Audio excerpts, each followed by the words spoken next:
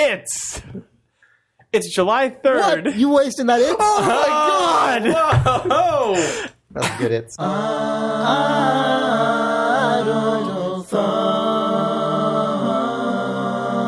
thoughts. Games, video games, video games, video games, video games, video games, video games, video games, video games, video games, video games, video games, video games, video games, video games, video.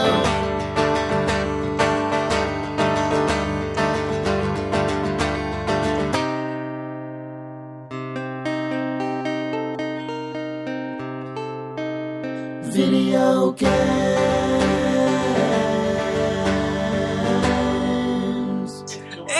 It's July 3rd, 2013, and it's time for story time with Peter Molyneux. Time. This is Idle Thumbs 113. I'm Chris Remo. I'm Jake Rodkin. And I'm Nick Breckon.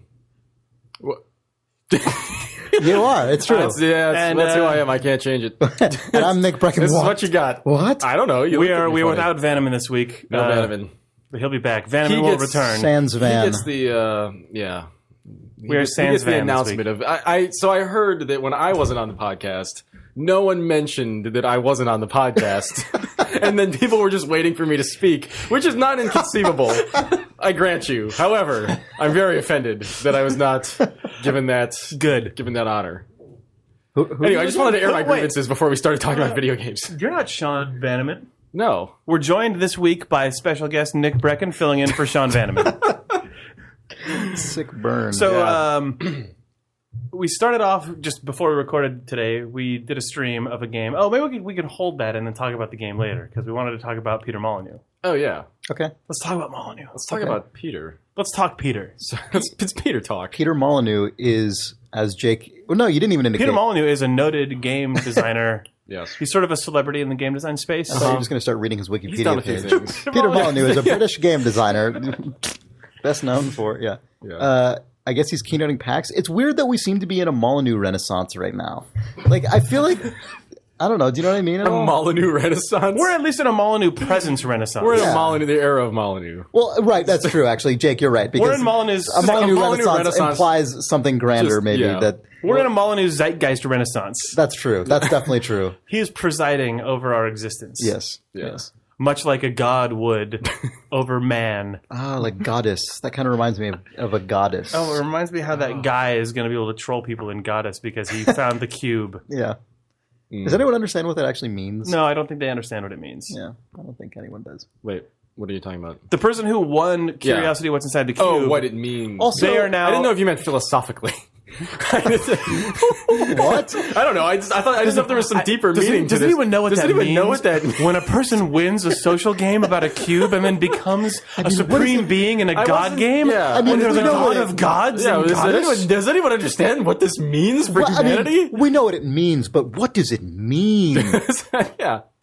I didn't know if you were asking them big questions. Yeah, I'm not. Okay. I don't have any big questions. No, it's more, what buttons do they get in their screen that Right. a guy does not have on his Yeah, screen? yeah. Make it Also, rain. do you guys think His button says, make it rain. And then it's it just a puts... 50-50 chance Yeah. whether everyone gets like currency increase or if it also, rains? but it's a 100% chance that rain appears. Right. Right. Oh, I see. Never mind. I see. That's what you're saying, Chris. That's better. Do any of you guys think it's suspicious that the guy who won Curiosity is from Britain? I saw people suggesting that maybe Oh. he won that just out of pure, like, mechanical latency. Just like the odds were higher that that guy has fewer hops to the closer to the server. server, Yeah. yeah. Interesting. But Yeah. what someone's going to do is go back into Peter Molyneux's Friendster page and find a picture of Yeah. his arm around that guy. Yeah. His son plays tennis with him or something. Yeah. Molyneux. That's presumptuous, Nick. That Peter Molyneux plays tennis? That his son plays His tennis. son plays tennis. Yeah. That his son is friends with a god. Every time you say that, I just picture Molyneux as like God in As, like- Sistine Chapel. Like Oh, just Far Side reaching comic. out. Yeah. Yeah. Yeah. touching this young man. He's reaching out, and his finger is just removing one square out of a cube. Right, yeah. But inside of He's that, pressing the Make It Rain Did button. no one make that image? no. Wow. I mean, someone probably did. Someone probably has. Let's But if they that's a haven't, that's good what I keep idea. imagining. Yeah. Right, yeah. Yeah. The Molyjam is coming back this year. Oh, Molyjam 2. Molyjam 2. Oh, right. You thought you Molyneux. Jake, I think you came up with that. No, Oh, you didn't? you did. Oh, I did? You did, Chris. Oh. It was all you. I forgot that I came up with that. Last year... This is not self-promotion, by the way. Yeah, this is... No, I actually assumed it was you because you're usually more clever, so I just assumed that you came up with it. Where are we going here? I Anyway. assumed it was this really clever thing. So I last just- year there was a game jam that we helped put on with Anna Anna Kipnis Anna from Double Kipnis from Double Fine Fine, and Patrick Patrick Klepek. Klepek, Giant Bomb. and Brandon Sheffield. Mm-hmm. It was a game and then a million other people helped organize it. It was a game jam based around tweets from Peter Molyneux, which is the fake Peter Molyneux account, where he just tweets stupid shit. Game ideas. Game ideas Game that concepts. are just just ridiculous. That are like a couple degrees more ridiculous than something Peter Molyneux might actually say. And the second one of those is coming up This weekend. and we thought that we sort of collectively actually we were doing an interview for some like a public radio affiliate station about the original Molly. Yeah, and then Brandon suggested, just as a joke, the idea that the second game jam, instead of being based on Peter Molyneux quotes, should be based on actual things Peter Molyneux has said, but then just ripped completely from their context. So that's what the theme of this game jam is. Things that man has said, make the actual game of them. Yep. And actually, Is there a list just... there is, yeah. If you go to master list? molyjam.com, molyjam.com, I actually, one night, Anna and Brandon and I sat down to compile the quotes, and I was actually really concerned because I'm like, there's no way this is actually going to be as hilarious as Peter Molyneux. Turns out Peter Molyneux has said some amazing things over the years, and it was actually completely amazing and hilarious. What is that one that is your favorite one of all of them? Press left trigger to see the most interesting thing in the world. Just that is like, to me, is so emblematic of Peter Molyneux. This notion of combining like mundane game things with the most overblown possible claim you could ever make. Yeah. God, it's just unstoppable. So yeah, there's a bunch of cities that are doing it again this year. So go to molyjam.com and see if there's one near you. And if not, you can always participate online. But it's a game jam, so you just make a game over 48 hours. Yeah. I'm reading these quotes. They're really good. Oh, yeah. They're great. If you love your dog, we're going to mess with your mind, man. You're not going to be able to go to bed. That literally turning into a game is enticing to me to the max. Yeah, we tried to... There were other ones that were also outrageous. We tried for the most part... God, I have to be careful what I say. There are PR policemen in the audience with sniper rifles. See, again, like, that could just be a video game right there. It's not I even... keep finding myself rejected by men, which is a new experience for me. What does that mean? Yeah. So, and then also, I think if you find any other Peter Molyneux quote, you can use that. And Oh, man. Also, how about this one? This blew our minds because you'll know why. Here's the Peter Molyneux quote. You can actually break someone's neck on some railing during combat. It could be a spike on a fence or a solid brick wall, and you'll get increased experience for that as well. That's it. So, yeah, if you're interested, last year was the number of locations that it was in was crazy. It's in a ton of places this year, and the number, like, just the sheer variety of people who showed up last year was really cool. Also, if you just want to make a video game next weekend for no reason, you can do this from home. So if you go to molyjam.com, sweet.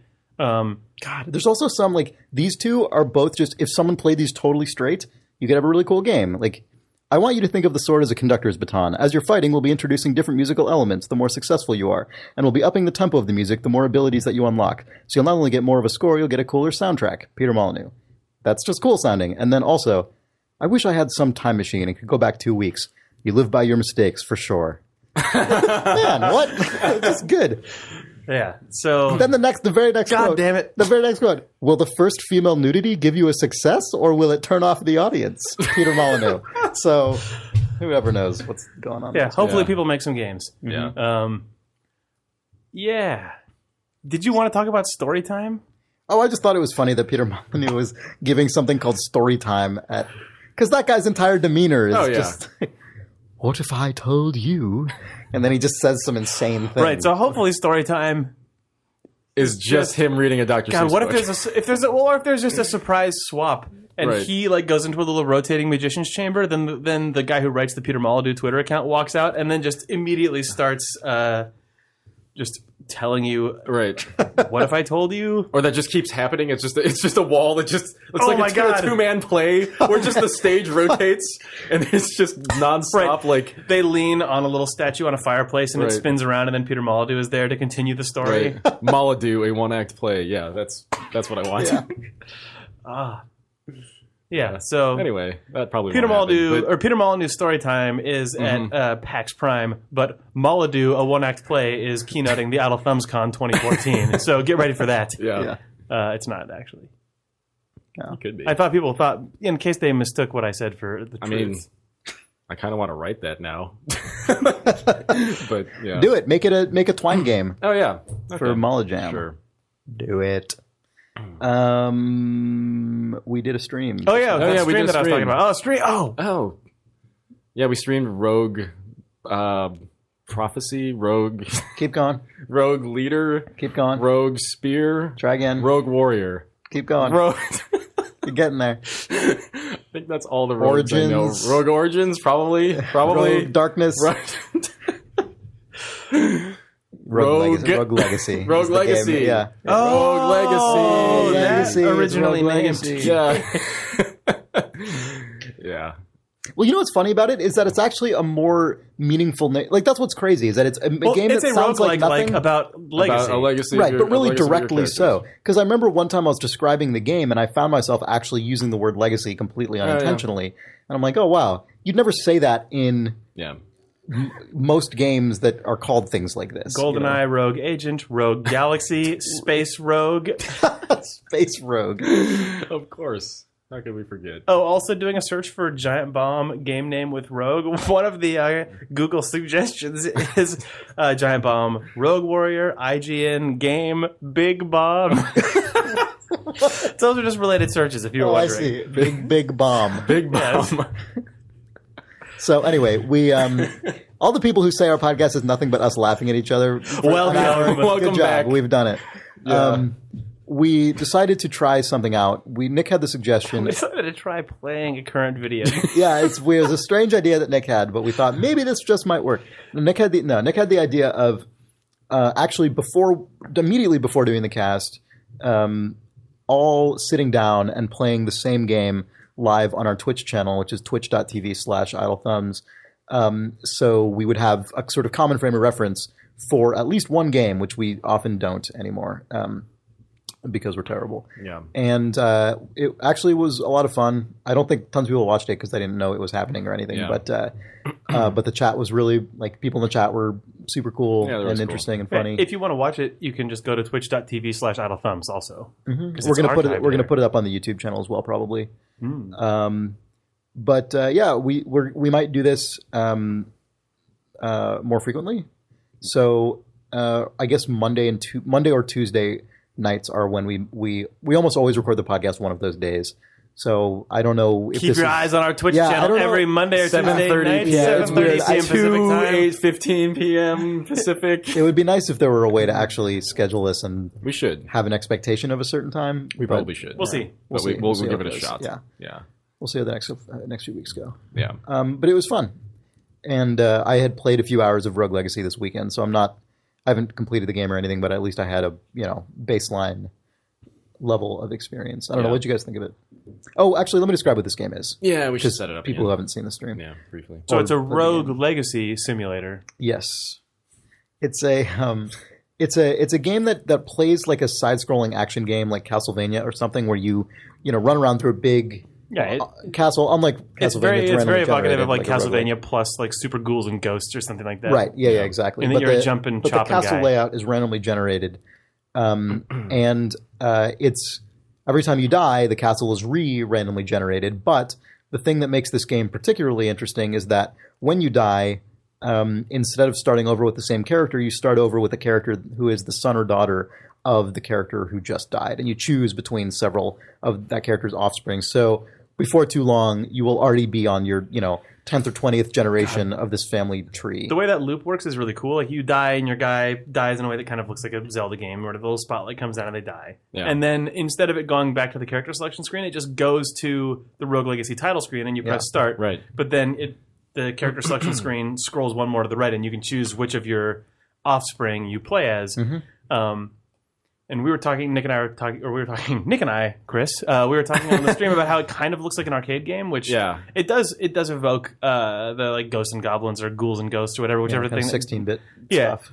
But the thing that I just realized that I wanted, because you're playing as the offspring of that person, that's always the stupid sequel shtick where it's like, you're the son of Simon Belmont. God, if when you died and went back to the title screen, if it said Rouge Legacy 2, like if it was just oh my God, if it was just a super gilded 2 where it's like an all new castle and new attributes, and then when you die again, 3, 4, 5, 6, 7 until you're on like Rouge Legacy, like super gilded 126. Yeah. Oh man, that's really good. But this game really just sort of scratches the surface of the legacy elements because it is kind of just a class upgrades plus random roll tree where you can sort of choose what attributes you get for your next guy, and then it has this generational conceit. But I don't know, the stuff we've been talking about while we're talking about this game. It's like, oh god, like so there's a blacksmith that you can eventually drop in your castle, and he'll provide various upgrades that you can buy. That happens really. That's like the first thing that happens, and then the first thing that we were saying is like, oh god, why don't you see his son when you show up the second time? Oh my god, that'd be so good. Yeah, but he stays the same apparently. So he's like just a military general or like Supreme Court person or something who's just like, oh, I've seen so many of these fucking guys. Or, just the 8th president to roll through, and they're just rolling their eyes, just like. I'll make you your goddamn sword. Oh, you're going to go to a castle and die? How many kids you pop out before that happened? Like the last guy. Jesus Christ. But, I wish rolls his little sprite eyes. But it's, even within what's going on there, it is really cool. Yeah. Even within the completely original feeling conceit of Generations, it feels really cool. Yeah. The way you were describing that, Chris, in just sort of, instead of it being the same guy's life, it's multiple lives to explain the leveling. I thought was really good. Yeah, like the way I took the conceit, the way I sort of interpreted it, I guess, was that this is meant to be distinct to a game like Diablo, where over the course of really what's only a few days of that character's life, like they kill a crazy demon and go from being this like, it's a fantastic story for that person though. Like that is a rise to riches. Oh no, I know it is, but it's like it actually explains like why they are revered throughout the land. They're like, holy shit! Like that guy, this guy was a piece gutter, of like, shit. Yeah, he knew that and now fucker. He is the. He didn't do anything with his life. I guess in Diablo 2, it in 2 days. I guess in Diablo 2 you do a bunch of traveling and stuff, but in Diablo 1 you don't, right? Like in Diablo 1, that really Diablo is 1 just like that must be just like 1 few night. days of it's like one night. It's one night where you're just like become a fucking lord, like to the max, and you meet the same people like 1,000 times. Yeah. Like, just like you're back again, huh? Wow, you're really making a lot of runs those tonight. Guys just like they eat a little bit of dinner, have a conversation. That guy runs back. He has the sickest fucking armor. I'm back, guys. Anyway, I want to sell all this shit, and I gotta buy all this shit. I gotta go. Hold on. I'm way buff now. Hold on. Yeah. Like, we're running out of money. Like, what do we do for this guy? What is this fucker? Like, Diablo 2, though, it has the cross-cutting stuff that feels right. more like the way that, like a Lord of the Rings story happens, where it is only a few hundred pages. But whereas in Rogue Legacy, it's like it actually takes your family line many, many, many generations to rise to the level of greatness that it takes a typical RPG character like a week to do. And so I thought that was interesting, like this family has like a ridiculous actual legacy that is built over millennia, essentially. That was really cool. But their stories are kind of pathetic also. It's the flip side of that now is like our great family history. And then our daughter grew to the age of 18, had 2 children, went into the castle and died 5 minutes later. So I guess that's an interesting question. Like, can greatness be achieved in aggregate? Like, can you achieve, you know what I mean? Like, like mosquitoes. Right. You're just constantly like the churn of that. Yeah. Yeah. I don't know. Yeah, Evolutionarily, like it's the story of this really scrappy but determined family who is going to defeat one of our apparently 4 mini bosses and one mega boss. But the thing is, though, like it may take us 800 years, but we will defeat you. But the thing is, that just like over the course of this game, eventually it's a given that your like great times 8,000 million greats like grandson or granddaughter is actually going to be a total fucking boss and just kick the shit out of this castle. Because this family, they've just honed their lives down over all these generations. So just like, you are born, okay, we're on week 3. Here's this weird tiny paper sword. We're at like we're at week 5. God, what an insane concept. Can you imagine if somebody actually like wrote in a book, like, this is our family goal, like, someone's going to be president. We've been doing this sometime. for centuries. Someone's going to be the president of the United States. God damn it! And it was just like everybody strove for that. Somehow like, trusting your family for like 30 generations. Maybe to that's hold Sean. So he's always saying all that shit family. about Obama. He's like, you think I'm kidding? Yeah. It may not be me, but one a Venoman someday will dunk on Obama. So Sean's at some point, or whatever. Right. Sean is just through just genetically like just family heredity. He has to at one point try to dunk on Obama, even if it means that he gets pushed. Yes, like 6 Secret Servicemen just shove him away and shoot him in the heart. As long as he's had at least 2 kids who have that knowledge passed on, it's okay for him to take a shot. Right. And then his kid writes in the book, "Don't charge the big Secret Service guy, Sean Vanaman." Like. Oh, P.S. I'm colorblind. Yeah. Anyway, that's how life works. Pretty much. Yeah. This game's cool, though. I like it. I don't play a lot of roguelikes, but I would play this game, I think. Yeah. It's interesting. I mean, I really like what's happening in this space because, I mean, it really has expanded to the point where roguelikes is just the most generic, or not generic, but generalized term. I mean, it used to mean something very specific. And now it's like, it's just still now it's the roguelike. They're keeping the trappings of just there is an end boss, and you're playing the same kind of procedurally generated thing over. I meant what again. I just said in a positive way. I didn't. I actually like that it's become so broad and has allowed for people to do so many different things within the context of a game that essentially has permadeath or some kind of permadeath. It also, I think that it's random generation of some kind. Like those are kind of the core elements. Those rules together allow for the sort of.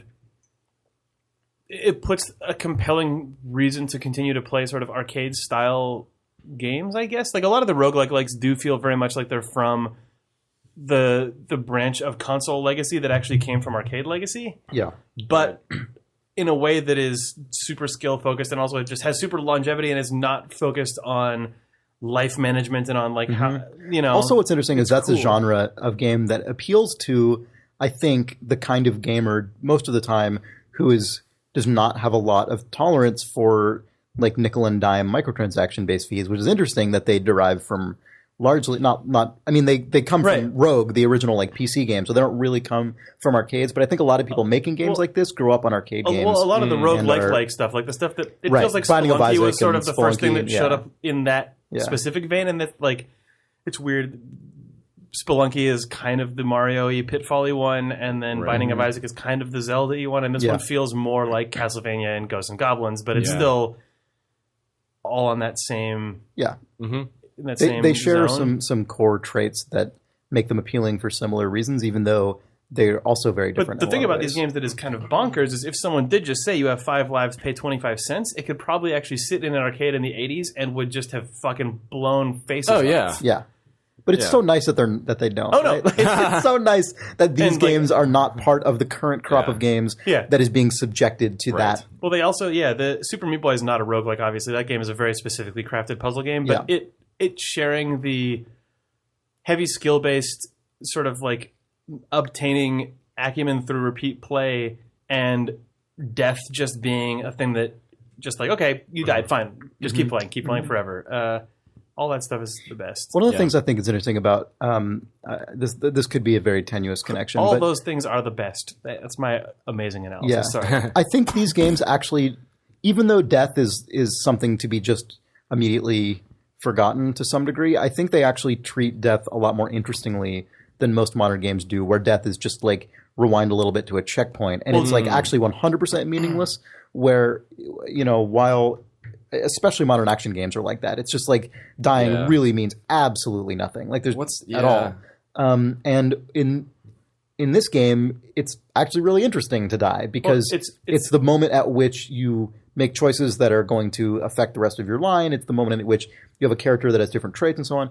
And even Super Meat Boy, which is a game where death is so quickly sped by that, I mean, it's one of the great things about that game. That in itself feels like the designers gave a lot of weight to the importance of dying in the game in a way that most modern game designers don't, because they realized that the actual important thing in their particular game is to make it such a tiny fraction of nothing that you're immediately back in the game. And the other thing is they included the camera, the like ghost death thing. So when you finally beat the level, you can see you're like 4,000 ghosts all immediately fall off the first ledge and fall in the lava as you like. That is an awesome, interesting, and meaningful just application of death. Acknowledging death and the cycle, like mechanical death and the gameplay cycle that is associated with it, and incorporating death into the gameplay loop is a thing that I think is the common thread between a lot of these. Versus like, oh, they died, it's time for the load, it's time for the save, so try again, like whatever. It's time to just pull you back and start over, whatever. You didn't do the thing you were supposed to do. Whereas just saying you're going to die, so we're going to actually fill in the cracks of death with important content is really like totally. It's weird that that's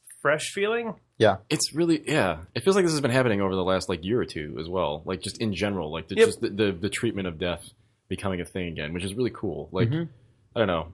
I always think of like when I think of death in games and just like I think of like early MMOs or like EverQuest maybe. Where I remember just so fearing dying in that game because it was so massive and the penalty was so high. And it made the game extremely interesting to play. And then the World of Warcrafting of that whole genre of just, oh, you died, whatever. It just means that you now have to sit here and do nothing for 15 minutes and walk forward.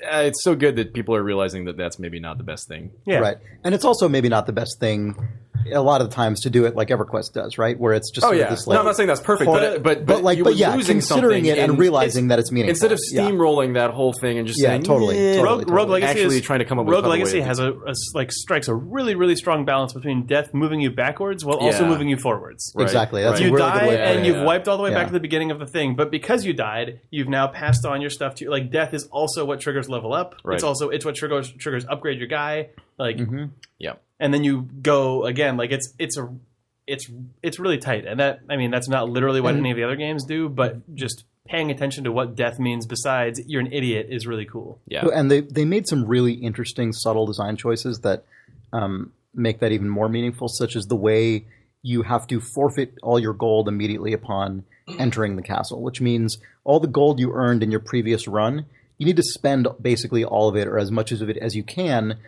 Because you're not going to get to keep any of it. Because you don't want to leave it for your kids so they're just a spoiled fucking shit. You want them to make it on their own the way you did. Yeah, that's true. It's so true. You're Warren Buffetting your kids here. But I found that to be a really interesting and effective Legacy, choice. A Warren Buffett simulator. A Buffett family's simulator. A Buffett family chronicle. Yeah. A Buffett family Christmas. Yeah. What, when the Buffetts all sit down together and play Rogue Legacy on a 300-foot fucking movie screen that's built into their house? Yeah. And then Warren points out and says, "You're not getting this." But the result of that in the game is that you can't stockpile gold, and so it really makes it all the more meaningful to try and get the There's that specter at the front of the castle. Charon, who laughs. He steals your money. And he does he does not give it back. It's not returned to anyone in your family, but definitely not to you. No. He actually gives it to that guy you hate. Oh, that other guy? Yeah. Okay.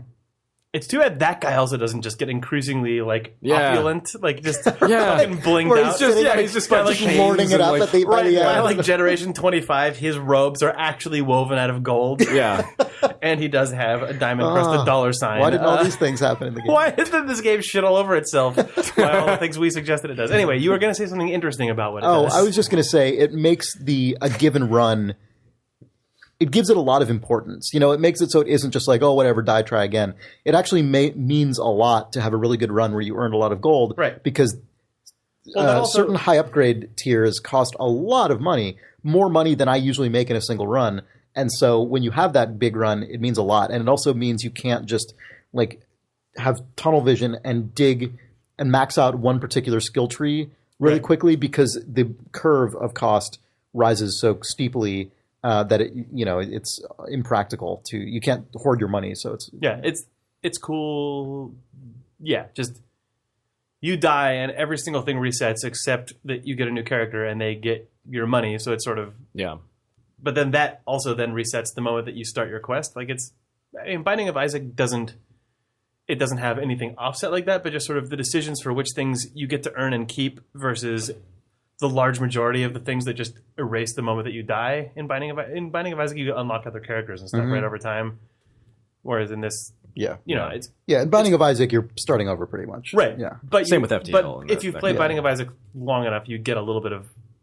Yeah, you have more opportunities available to you at the offset than you do. Totally, and also, for sure. And in Binding of Isaac, that game I feel like is more mechanically unforgiving than this game is. Yeah, and I feel like the experience you accrue in Binding of Isaac of simply becoming good at the actual mechanical combat is just super valuable. I mean, that's true in this game as well, but I feel like even more so in Binding of Isaac. That said, I bet there are probably streams of this game where someone will reveal to you how good you can get at it. Oh no! I mean, and I'm sure that I know. Well, and I know that I haven't even seen. I mean, I haven't completed it yet, so obviously I'm sure it gets a lot harder. But Yeah, we just scratched the surface of this because you got into that room where there was a fucking boss summoning stone out of the ground, and all of us just went, "Oh my god!" And then you died immediately, and then we never saw anything like that again. So clearly, this game has weird shit in it that we haven't gotten to. Well, there's entirely. You went into the underworld for a second too, and there's we were entirely like, "What?" distinct quadrants. Like there's a forest area where I've been to that a number of times in my own games, and like the underworld thing. Like there's a main castle. There's a bunch of different areas. Yeah. Cool. Sweet game. So when we were finishing up that stream and watching it to make sure that it worked, there was an ad for Civilization V: Brave New World. This is how we learn about games now. Ads. I know. There's an ad on our own stream. On our own Twitch stream. We were watching our own stream and we saw an ad that was served to us. Yeah. And then we said hamburger. Sorry, what was the expansion called again? Civilization V: Brave New World. Yeah. So I don't even know very much about this. All I know is I'm extremely excited for it. It's whatever. Says a man who watched an ad. It's not the ad. I've been excited.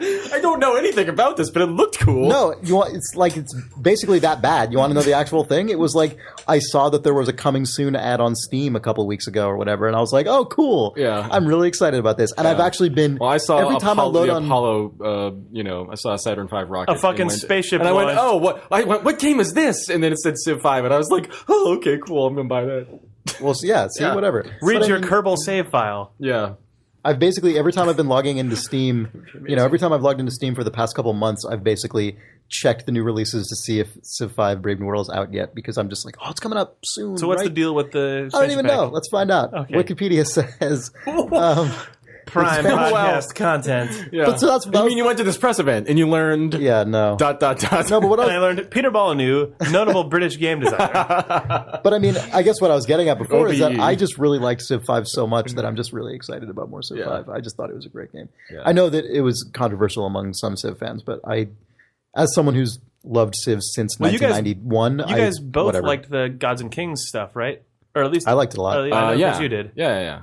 Mm-hmm. Yeah, it was a good expansion. So Wikipedia says it will add 9 civilizations, 8 wonders, 2 scenarios, trade routes, ideologies, the World Congress, which expands diplomatic aspect of the game, improved cultural victory, tourism, archaeology, and a great work mechanic to the core game. God, it sounds like a lot. Also, you can launch a fucking spaceship. Apparently, I mean, so the thing that the International Space Station. That's the one. I think the wonder. That's a wonder. Yeah. Does it include Chris Hadfield playing guitar? Because that's how you know. If that's the cutscene that plays as that builds, that game is good. Includes a Civil War scenario and a Scramble for Africa scenario. Scramble for Africa, wow. I'm just I don't know. I'm just Civ 5 is so ridiculously up my alley. It's preposterous. Like I've loved Civ since I was a kid. Yeah. That whole series. But the way Civ 5 is just so uncynically Refined. enthusiastic about about like the best parts of humanity. Because I mean, there's shitty parts of humanity reflected in it as well. But the stuff that game chooses to highlight with its kind of gilded edges and so on is all of like the aspirational It is much stuff. more positive than Civ 4. Yeah, which I'm not saying is better inherently. It's just something that is like it's really I think is interesting exciting how, because games are so infrequently that way. It is really interesting how you can tell that the lead designer of that game is different. Was younger? Well, yeah, but I mean, you know what I mean? Yeah, well, yeah, even that. Yeah, that's an interesting way to put it. Yes. Well, also, it just kind of reflects the times a little bit. I mean, it does not reflect the current state of things, but it reflects what entertainment's all about. Because Civ and SimCity both became like sort of mechanically intense and mechanically hard in the 90s and in and the early 2000s, which was cynicism fucking rules the roost. Yeah. And then both refreshes to SimCity and Civ are like la la la la la Yeah, la la la it's totally la la true. la la la. Like just buildings building. Everything's great. Mankind is amazing. Progressive. Blah blah blah. Move, like feel good about everything because don't look out your window. Yeah. Versus the like, I think things are turning bad. Right. They're definitely, we're in fucking shit. We gotta just, which is, you know. Yeah.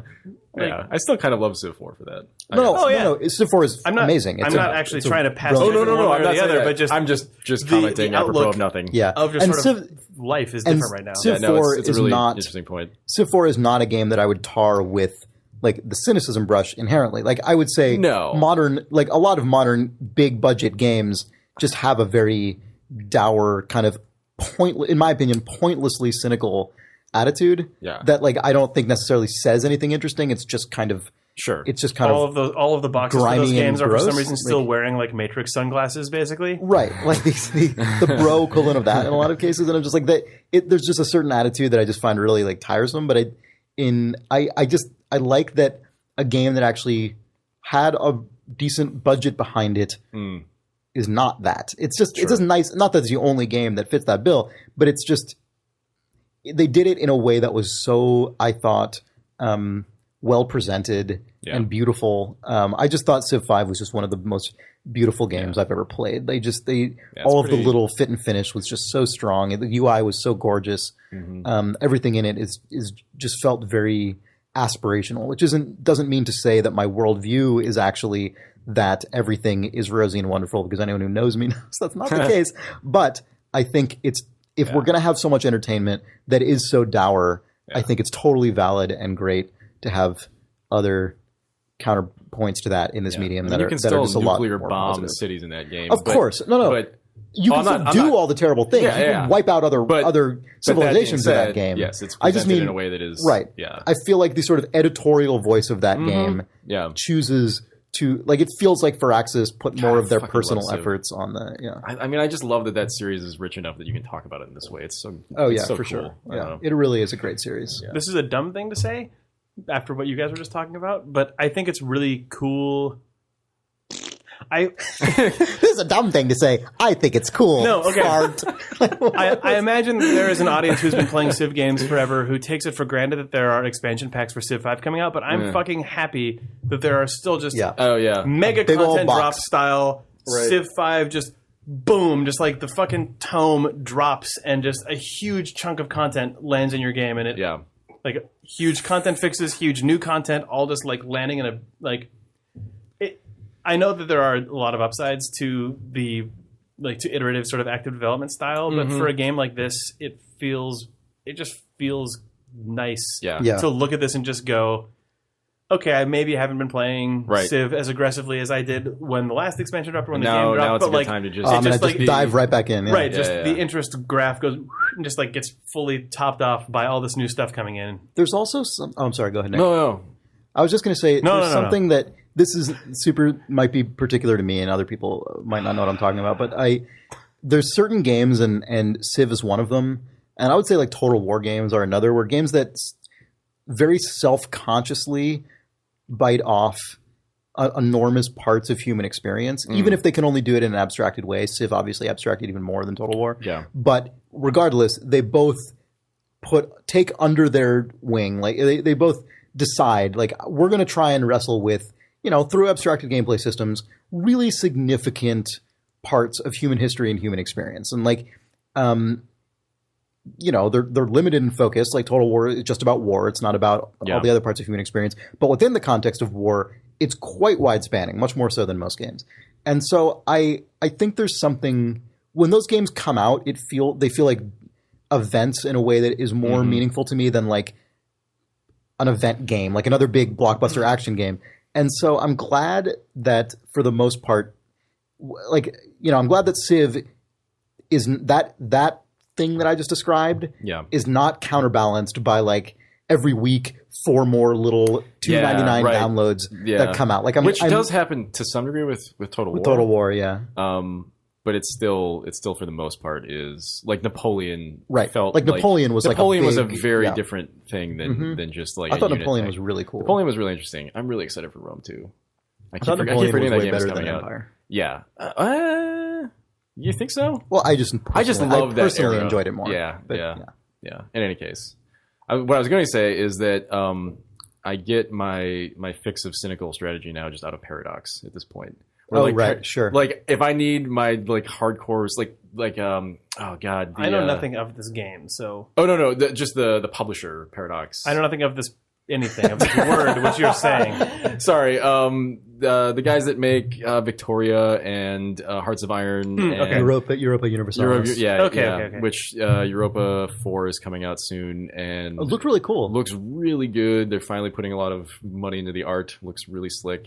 The game that I'm most excited for, though, is Hearts of Iron 3, or not, I don't think it's called Hearts of Iron 3. I think it's just called Hearts of Iron East meets West, or East versus West. Oh, yeah. The Cold War game. The Cold War, the total Cold War Someone game. Someone is making total War. Cold War is kind of happening in that game, where they just took the Hearts of Iron engine and are making a Cold War era game that starts in like 1945, I think, and how's that going to work mechanically? Like, what's the deal? Mechanically, is you can build ICBMs and launch them whenever you want to, but there are systems like. But it's just a Cold War turning hot simulator. Like, I don't. That's what I don't understand. Like, how long does this sort of stay? No, I don't think so. I mean, I think if that happens, that's a significant event. Right. So the way Hearts of Iron 3 worked is it was essentially, and I think all the Hearts of Iron games have been World War II, but it sort of plays out World War II, and whatever you do to touch that simulation is what the game is, right? So you can take control of whatever country you want, or and just play from a specific period in time. You can start in 1939 or whatever, and then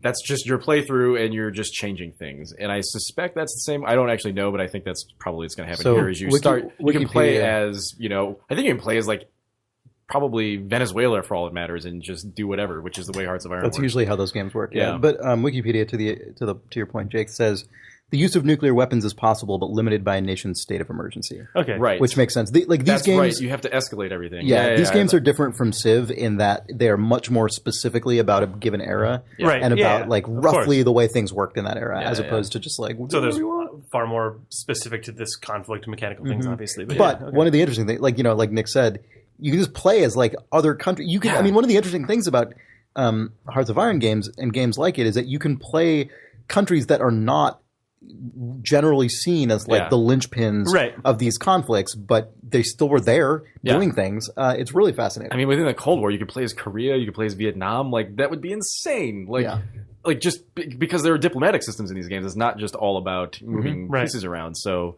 you can play as Canada in any major conflict. Yeah, I'm really excited for that game. I don't know when it's coming out. I think it's the second half of this year. It's very vague. First quarter of next year. I think they bumped it back, those bastards. Whenever you read about Canada's involvement in any world conflict, it's the most depressing thing because they always contribute to all fucking they get do. out. Australia as well. Yeah, and then just no one cares. You never obviously everyone cares. Yeah. Lives were lost, major contributions were made, but history just is like, and Canada also gave half of their men. Who died. It's a bummer. Yeah. Thanks. It's so weird. Yeah. Someone should probably make a Canada RTS game, which is the most cynical. It's not though. It's not the most cynical. It's you're helping. It's turn-based, whatever. Just like a wide-ranging strategy game where you play as Canada, but it's not a cynical game. It seems like it's Canada. It's actually a study in optimism in the face of just extreme, just dismissive, oppressive hearts of humbleness. Just like humble. We'll help you out. We'll help you out. Oh, as your population just drops and then rebuilds. As all these other countries in the world start all these fucking problems, and you're just like, Canada's got some guys for you. Fuck. Happy to help. Hey, do you know that we call our dollar coin the loonie? Right. All of the load screen tooltips are just Did you know? interesting facts Canada about facts? Canada. Well, This is in honor the point of of the game Canada is Day, by the to way. be least offensive to Oh everybody. yeah, happy so Canada that- Day, everyone. Well, it's a day late yeah. when you're listening to this, right? Yeah. 2 days late, I guess. Yeah, you just be completely inoffensive throughout all of history, and then end up with the most oil, and then win the game. You just you have all of the wood, all of the oil, everything. Global warming eventually Yeah. just makes your place like the desirable place to live. You're Yeah, fine. yeah. Thanks, everyone. Exactly. Canada Yeah. out. And then Canada itself launches to the moon, and that's the victory state. Yeah, the closing scene is just like the enormous Canadian country spaceship with the Canadian anthem playing behind it with just yeah. the Prime Minister of Canada saluting Fucking on the maple leaf particles flying out of the Right. jet engines as it launches its way maple to, s- rivers of maple syrup to just- space or New Canada. as the deer as just the kind of go shitty like, Earth is just Subsumed by the sun. Yeah. The Canadian mothership. Yeah, that's good. yeah, this sounds like a pretty good game. Canada Homeworld. It's just Canada. It's called Canada: Canada Rising. Dear Paradox, I have a really good idea for your game. This signed Billy, Canadian age yeah. 5.5. P.S. Do you have any game making company in Canada? Like, is Yeah. Yes, they're all there now for some reason. yeah, all of them actually, are yes, now they're in all Canada. yeah, that's when that mail is in fact they all make games intercepted about New by York the City. fucking Canadian version of Prism, and then they're responded with a form letter saying, "Yes, they are. In fact, consider the tax incentives for having your company in Toronto." Yeah, actually, it's intercepted by one province's network that is then like intercepted by another province, like British Columbia. This is also and included in the Toronto, Canada simulator. all trying to compete for The way that you weird actually fund this highest tax revolution incentive. that makes Canada rise is through attracting the video game developers. development industry through aggressive This is just the most. tax incentives. This is literally It's the just most game dev self-congratulatory story, too. game ever made. It's about how Canadian game developers made Canada the best country, and then made them rise off left the the earth. world, and Yeah. everyone died except for and then they Canadians. declared space as New Canada. That's fine, yeah. A game made by people in Sweden. Right, weirdly, this is a super harsh, oppressive Russian first-person shooter. Yeah. Yeah. It's actually just a regular first-person shooter, but all the buildings you go by are actual fully simulated Canadian video game development studios. It's like that Will Wright game, Escape from Bungeling Bay, where it's just a top-down shooter, but there's like a weird Sim City that's actually running inside of it Right. for absolutely Yeah. no reason. Yeah. Oh, the way, yeah. God, fucking Bungeling Bay. That game is bananas. Yeah. I feel like I got bored writing this helicopter Or game. raid on Bungeling Bay, sorry. Escape from Bungeling Bay is coming soon. Yeah. Oh my god, a reboot. It's just called Bungeling Bay, and it does not sell. It does not sell well. The story behind that is stupid, but when Will Wright talked about that in the keynote that he gave when he talked the GDC postmortem of Raid on Bungeling Bay, it's called Bungeling Bay because there's a Broderbund published meta continuity about the Bungeling Empire is like the villains of the Broderbund metaverse. Yeah. So he had to put his game in that as part of the deal of being published by them. Amazing. Jesus. God. So hopefully, which company owns Broderbund? Who owns the Bungeling IP? God. That's a good question. It's probably some... We've talked about this before, I'm sure, because my brain just said, so how does the Bungeling Empire fit into Myst? That means that I'm sure that I talked about that when we talked about that GDC postmortem. Yeah. But I also hope that they're... Like, if you go back and dig through the Uru Myst Online source files, you can find reference to the Bungeling Empire. Anyway, we probably should do reader mail. Oh yeah, we should do some reader mail. Broderbund is owned by the Learning Company, a subsidiary of Houghton Mifflin Harcourt. Wow! Yeah. So hopefully there's obscure math textbooks and like 10th grade English literature textbooks, which include references to the Bungeling Empire. God, the Learning And Company. word problems. I had a bunch of Learning Company games as a kid. Oh yeah. Those were the only games my parents would buy me. I didn't have consoles, and I just had a PC, and I was not allowed to play video games except for educational games. Math Blaster. Yeah. Yeah. I actually didn't have Math Blaster. Shoot that pizza slice. I don't know. What are you talking about? There was like a little mini game where you were in a spaceship and you shot pizza slices. Oh, okay. Yeah. Seems like something you Good do story. in the 90s. Yeah, that's true. Oh, man. Remember that time last week when we talked about how we were going to have a ton of Last of Us content for this week? Oh, I do have a couple things to say about The Last of go Us. ahead. Well, I mean, like, Well, so there's a reader mail about it. Oh, It's the most okay. recent reader mail. Okay. Oh, cool. Let's just. You want to read it? So we should probably just do that. Oh, yeah, okay. Yeah, I'll read it. It's from John Harney. He says, gameplay and themes in video games. Hi, guys. John. I think I enjoyed The Last of Us more than you guys did, but one of the things that I really liked was how the narrative reproduced itself in the gameplay. The overarching theme of the game is that people live in harsh environments and will do what it takes to survive. That we've essentially dehumanized ourselves in response to a terrifying threat. I felt that in this context, the extreme violence of the gameplay had more resonance. Although there are some odd animations like curb stomping, the overall experience compared favorably with BioShock. That's one of the things that we were talking about. I do agree while with we that. played. I do agree with that. I think it's really interesting that like you finally. I mean, I don't think it's a totally satisfying thing, but that the main character of this game is not presented as this altruistic dude at the beginning. He is actually presented as kind of a survivalist dick who just will execute somebody if he has to, or at least his people he's associated with will do that. So within the context of that, the fact that you're killing 100 people throughout the course of the game is at least a little bit easier to swallow. Like, No, you're totally. not- And that's fine.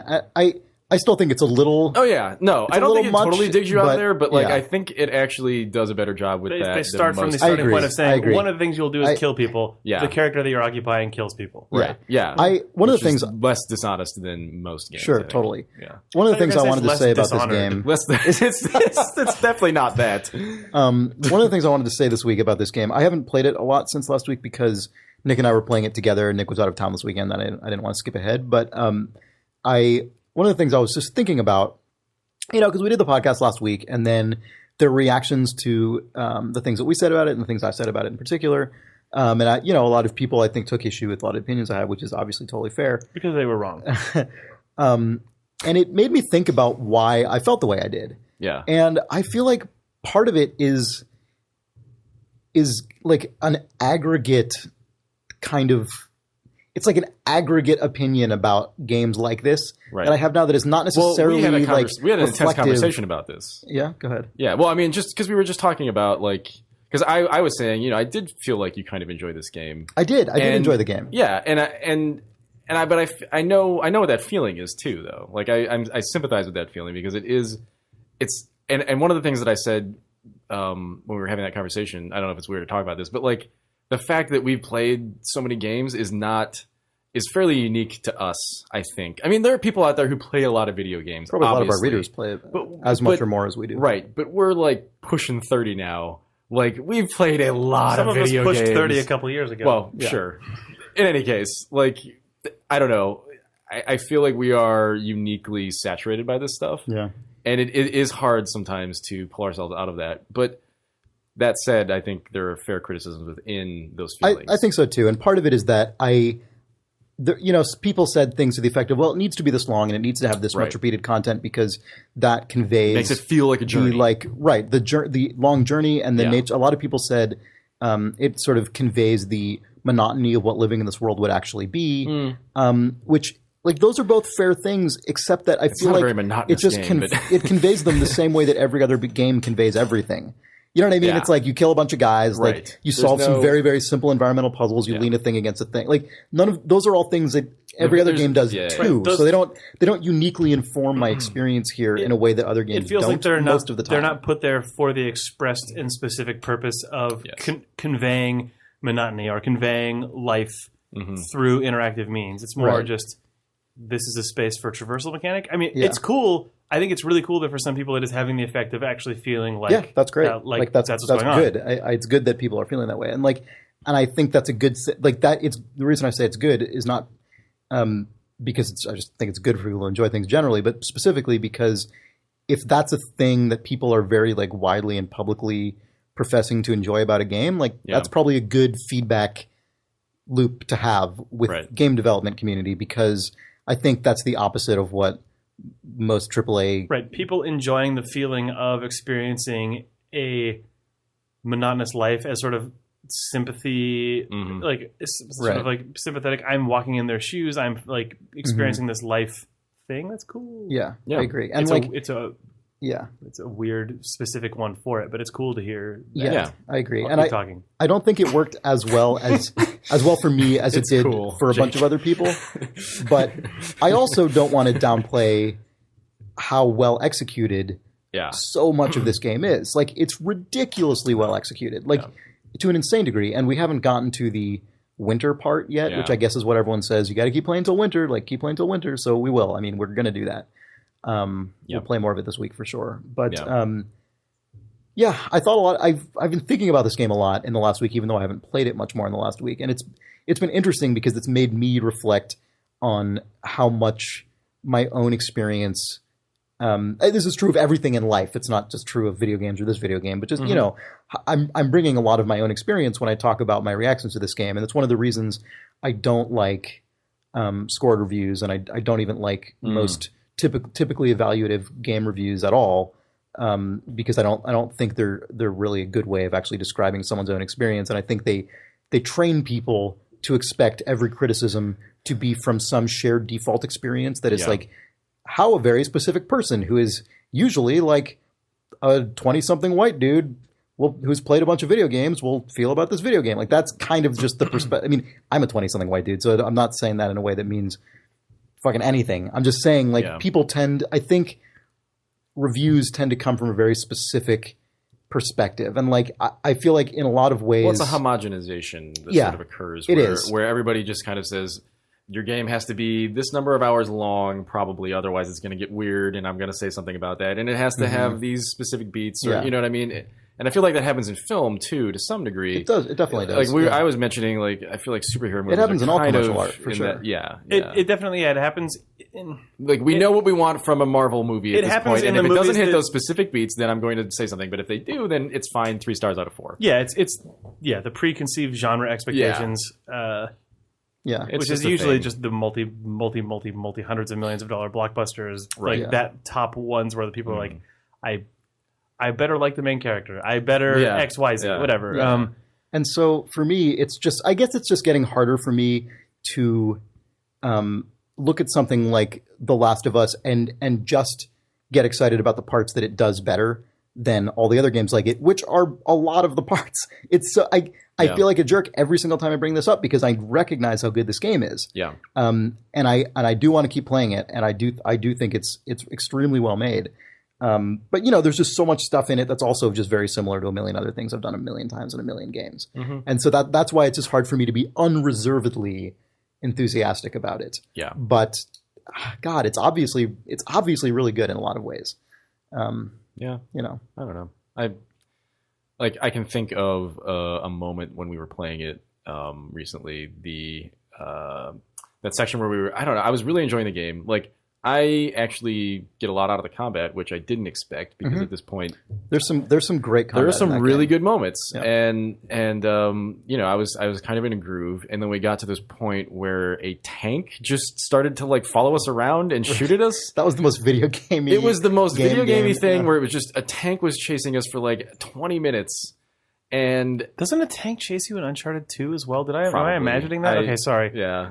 Did I dream about a tank following me? It felt like one of those scenes where you have to like run across a room and a helicopter's shooting in the windows. That's what it felt like. And it's like, oh, okay. Yeah. And it's just, if that stuff was just cut out of it, I feel like I would be much less concerned about its shortcomings in terms of in terms of pacing and stuff. No, I agree. It's that stuff that's but like overall, default things. But I have to say that I can look past that and still enjoy the game. So I can too. So I'm sorry that I'm sorry if it sounds otherwise. It's hard when I talk about things on this podcast because when I'm talking about things on the podcast, I'm not thinking about them in the context of like I better make sure to balance out all my positives and negatives so that it comes out with like the correct balance, like negative or positive balance that I intend to reflect. Well, I never think about that when I'm just talking about I think just going into it like it's just whenever this is what I was thinking of. Given that I enjoy these things, now let's move on and talk about the thing that I'm interested in talking about. And I guess that's just because maybe that's just because as a developer, like that's the stuff that's like, what could someone have done better? But that's a shitty thing to say because that sounds like armchair designing, which is not what I intend kind of to do at all. Do, but it is like one thing I do want to say though, just in general about this podcast is that I don't know. I feel like not to say that this absolves us shitting all over stuff all the time, but I do feel like fuck video games. I feel like if you want to listen to Jake. if you want to listen to people talk about a game and say that the graphics were cool and they liked Are you about to just do like? I don't think are you that's about to what just people like are saying. emit like the slam effect on every other? If you want to listen to someone to the graphics are good, No, that's not what I'm saying. Let me finish. No one is saying that. Let me finish. I'm just saying there are things about this game that are obviously amazingly good. And we say that, and we sort of we might just like skip past it a little bit because we don't. What are you going to say about it? You know, how much can you actually say? This stuff was like these specific things that they nailed. I mean, we could go on and on and on, but sometimes I feel like the most interesting things are the specific points of criticism. So I think that's just what happens is we hone in on that stuff. And I would say that we all enjoyed the game, but it's that's people just want to hear about the fight that was cool that you got in. Though. Yeah, that's true. Oh yeah, I think we did tell a couple stories like that. I mean, for me, it was more. It wasn't this like turned into like I'm pretty sure we talked. the reason didn't we? No, it's because it's less. Okay, so here we go. I'm gonna fucking call it out. Oh, man. It's less like Far Cry 2. Yes. where there's Oh man, speaking of Far Cry 2, when you bought The Last of Us, my God. So no, let me tell it from my perspective. Wait, so you died? No. I was sitting at work and I hear this psst, and I look over to the right where Sean sits, and Sean just like takes off his headphones and he just kind of like tips his head up and he's like, "Hey, so Jake bought The Last of Us." And I was like, "Okay, cool." He was like, "So I got it right here." And he just taps it and I'm like, "Okay, cool. You stole his copy of The Last of Us." And he's like, "Yeah," and I replaced it with a copy of Far Cry 2. He's not gonna know until he gets home. Don't tell him. And I was like, okay. And then what? I found out about it at work, but I was. Oh, you found out about it at work? I was Okay. talking to someone at the end of the day, and I was like, "Yeah, and guess what? I'm excited to play when I get home." And then I pulled out of the bag, and I was like, "Far Cry 2." Okay, well, admittedly, I am excited to play this. It's the PS3 version, which is the weakest one. I but love whatever. when you had to improv in the middle of this conversation. Well, I mean, I Just like you did to Steve at his wedding. What? yeah. Okay, hold on, but You did something to Steve at his wedding? well, It's no, not- this is not we bad. can talk about this. No. Here's your wedding gift, Steve. in It's real- a copy of Far Cry 2. First, in real life, me opening the bag, it was not that smooth of an improv. I was like, "What the fuck, Far Cry 2? What? Where's my? Did someone steal my game?" Ugh. And then I opened the box, and inside, on a piece of paper, above the manual, just said Sean Vanneman, written in Sharp because he'd obviously loved this. And I was like, "Sean Vanneman, what?" Anyway, I made Far Cry 2, and then the people were like, "Oh, Far Cry 2," and I had to be like, "No, it's a great game. Far Cry 2 is really good." Anyway, Far Cry 2 is really good. This story is the Far Cry 2 combat of accidental game replacement. My plan to play The Last of Us went totally wrong. But at the end of But the you day, totally improvised and Yeah, you at the end sold of the someone day, else you on made Far it. Cry Far Cry 2. but yeah, Mission success. at Steve's And now the wedding, story will spread like wildfire. Do you want me to and tell the stupid people- Steve's wedding Yeah, story? tell to Nick? Steve's Oh, wedding yeah. Okay. What is the Steve wedding I can't believe story? you've never heard So this. when No, Steve I got can't believe married, you've done this. Steve and Rachel at their wedding, they had a photo booth where it takes 4 pictures and gives you the little thing. Yeah. So I took a series of pictures where I just got increasingly close to the camera for the first 2. So it was like me far away to sort of staring past the lens, then medium, then really close up. But then the 4th one, it was just an empty photo booth. So it felt like a weird sort of X-Filesy thing. I thought it was funny, so I gave that to Steve, and he was like, ha ha ha, oh cool, hilarious, and tucked it into His breast pocket. into the breast pocket of his suit jacket that he was wearing. Then he took that off because there was dancing and everyone got warm, like you do at a wedding. Or recording an Idle Thumbs podcast. Or recording an Idle Thumbs podcast. Really fucking hot in here. Take off our But when I knew that Steve wasn't coming back to his jacket for at least an hour, I took the photo out of his jacket and then went back into the photo booth and took a photo of me far away, a photo of me medium, a photo of me really close, and then for the last one, I backed up to a medium shot and was just holding the 4 photos. Or the original Yeah, the original ones of Oh me, my and then I God. tucked it back into his pocket. Oh, top note of this is that Steve had it tucked into his pocket so that the first frame of it was sticking out of me looking just sort of far away from the camera, looking beyond it, and I matched the poses as well as I possibly could so that he came back to his jacket. Put his jacket back on. Yeah, put his jacket back on, and then he went to show someone else, like, look at this hilarious thing Jake gave me, and he pulled it out of his pocket and handed it to them, and then the final photo was me having stolen the original photo. Jesus. So It was incredible. So I the won. best thing was Wow. when he showed it to them, he slowly pulled it out of his pocket, Right. so it revealed one frame one by one, and then it got to the 4th one, and was completely unexpected to him. I wasn't there for him. And so showing he's it to not even someone in else. the... And then it was me just, like sassily holding the man. original 4. It was masterful. It was really good. I did what I could. I have both of those. Yeah. Because the machine printed out 2, and I kept copies of each of them for myself because I was that fucking proud of my stupid wedding prank. Then Video game podcast. we replaced his wife with a copy of Far Cry 2. What Steven doesn't know is that we replaced his wife with a copy of Far Cry 2. Let's see if he notices. Let's see if he notices. This is great. I love this. Oh, it's the PlayStation 3 version, which is fine. But I mean, you can still play it if all you have is a PS3. Meanwhile, his wife is sitting somewhere in Ubisoft in his warehouse.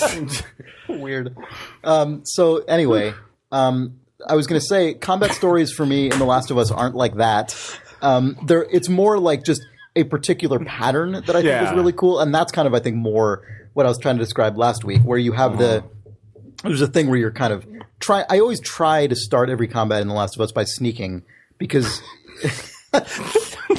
you know. By sneaking. I always try to start with a copy of Sneak King. Yeah. Yes. Because ammo is played it, it's fairly rare, which is the thing that I like about this game. I think that was a cool decision they made, was to actually legitimately keep guns gun of our ammunition schools. lower. Yeah. But it's most of the time I end up getting spotted, halfway through the environment or, whatever at some point, and then it turns into this crazy mixture of running and close combat and just point blank shooting and it tends to be really frantic and actually really Anytime effective. you have to run in this game is good. Yeah, it's generally pretty Pretty good. much. But it's, I've had that pattern. There are fewer experiences where I've had a specific combat that is stands out to me above all the rest, in the way that, when we used to tell Far Cry 2, a long time ago, and we used to tell those Far Cry 2 stories, we'd have very particular things that were so outrageous, because this game just has fewer of those systems that bounce against each other. Yeah. It's pretty specific things that tend to happen. Yeah, nobody's throwing a grenade at you. But it's good. I mean, the combat in that is a bajillion times better than in for me, than an Uncharted game, for example. I mean, to me, it's been a lot more interesting than that, or certainly You just than gave him a sick box quote there. a Call of Duty. The Call of combat is Duty a or something. bajillion times better. Well, than I just Uncharted 2. it is a fair. That part is in thumbs. brackets. Yeah. I mean, it is a fair point that people make about how they do sell the reason for this combat in this game better than they do in Uncharted. At least for me, that's true. It's true that they do that. Yeah. And then also mechanically, I just think the combat's more interesting. Anyway, so The Last of Us. We'll play more of it. I'm looking forward to getting to the parts that people say are the real standout, amazing moments. Cool. I'm expecting Winter in The Last of Us is going to compare to Winter in Journey, by which I mean it will be the most moving experience that I've had in the game in this decade. I'm going to guess that's the case, yeah. Winter in Journey is fucking ridiculous. Anyway. It really is. Journey again. Do you guys want to do one more reader mail? Yeah, sure. And then explode forever? Sure. By which I mean melt onto the floor and disappear. Sure. Explode mode. Okay. Explode mode! Thanks, Jake. You said a thing that's an Idle Thumbs episode name. Oh, JL writes Moonbase Infrastructure. Who wrote something? Was that J? What? JL. Yes! Finally! Jay, he came back. He says, this is three different emails in a row. Which of these? Jay Allard lets you choose your email experience. It's the power to the consumer. It's a similar model. Oh, here, to, I know the one I wanted to read. This was really interesting, I thought. So, okay, it says, on the topic of office games, I'm sure that the question about good office games has you inundated. It actually doesn't. We didn't get a lot of mail about that. GOG? Sorry to be part of it, but as it happens, there's slightly more to my bit than mere advocacy. Yes. Moonbase Commander was originally built for just that purpose.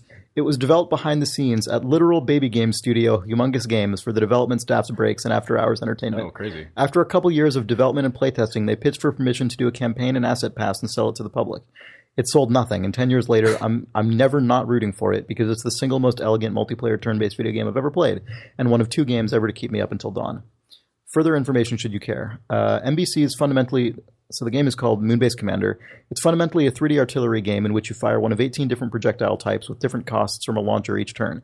The unique part is that many of the projectiles are themselves buildings, including defensive, currency collectors, and new launchers, which are connected to their parents by cords which can't cross. A careful spread of unit behaviors lead to emergent tactics in an RTS-style economic clash, with RTS Micro replaced by aiming through a close azimuth pointer and a Gulf Swing power meter on a shot clock. This sounds fucking nuts. I know. The game was abandonware for some time, but has been digitally unabandoned by Infogrames/Atari for $10 DRM free. Hypothetical modern players should be advised that 1. The only way to switch between windowed and full screen mode is Shift F5. 2. It's a big deal to economically outlast opponents within a round of turns by throwing one-cost shots to avoid passing. 3. Player order within a round is important and indicated by the small inconspicuous color squares below the resource number. 4. There's a great unit guide by the main community guy in GameFAQs. 5. There's a community MBC launcher which simplifies connecting over the internet and can generate random maps. Hypo-C. What's this game called? Moonbase Commander. It sounds rad. We should play this. Maybe we should stream that. We should fucking stream game. that next Yeah. week. Yeah. Need It's to- a multiplayer thing, so we got to make sure that that's doable. Yeah. but- We'll do our best to try and put something together, see if we can. Yeah. Cool. Holy crap! That game sounds.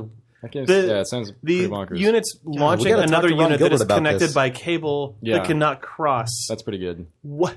Yeah. So I just imagine this weird fan Uh-huh. that just plops. I don't know what they. Also, the projectiles are buildings and things. Yeah. Crazy. Yeah. Whatever this Yeah, game I'm really is. curious about this. Makes me think of that RTS you were telling me about. Oh, Akron? Yeah. Yeah. You guys talked about it on the cast, though? This was made I by think a while ago, This yeah. was made by Humongous. There has to be a connection between this game and the Cave Dog people. One would Yeah. imagine, right? Because Cave Dog is a which Humongous made spin-off. Total Annihilation. Yeah, it was basically a group within Humongous that spun off to make Total Annihilation. I mean, it was like the label that Humongous used. Cave Dog was the Right, label right, they right, used right. basically for like their adult Yeah. games. But I mean, I don't think they made anything other than Total Annihilation. Yeah, they were and gonna. There Kingdoms was and that stuff. other game that was in production called Good and Evil or something. yeah, that like was that. Ron's There game, was I like a think. Western something or other. I only remember the one screenshot that ever came out of it. But thinking, oh, cool, Ron Gilbert's making a new game and it's not for kids. Yeah. Oh, Oh, it's for 15 years later. Yeah. Death Spake. anyway. So yeah, There was a long break for that guy. Anyway, video game podcasts. Yeah. hope you enjoyed it. Ooh, we Follow should- us on Twitter. Yeah. Follow us on Twitter. Idle Thumbs. Rate us on And Facebook. I mean, rate us on iTunes. Rate us on Facebook. Tweet us on the internet. Rate us on Hot or Not. Share us on MySpace. We're at Yeah. least an 8. Good. No, seriously. Yeah, no. Do those things. If you happen to have iTunes open, I'm saying it this time. Seriously, if you're listening to us through iTunes or on a computer that has iTunes, we really appreciate it if you just stop by and leave us a nice review. It helps us out a lot. Or if you hate iTunes but like Idle Thumbs, just tell your friend about it. Post on your favorite forum. As long as it's not our forum, because people, Right, we people don't want talk you- about us no, enough on yeah, there. it's we can just talk about other stuff on our forum. Spread the word. Thanks, Nick. We appreciate it, and we appreciate you, the readers. This episode is brought to you by you, By readers like you. but not you. But, one's like, they're very similar. Okay. We're done now. All right, We've- bye. This is the podcast. It's over now. I was going to maybe just call this Shoot That Pizza. Video games.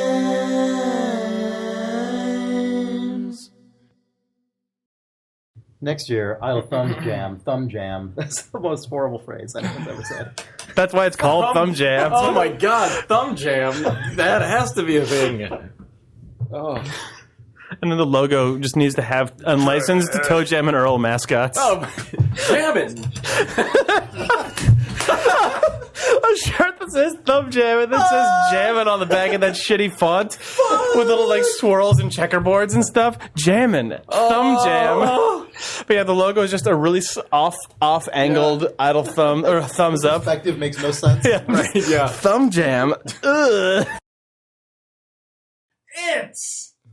It's July 3rd.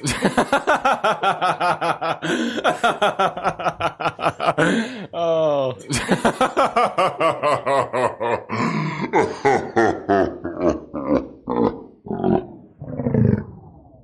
Listen to all this gold.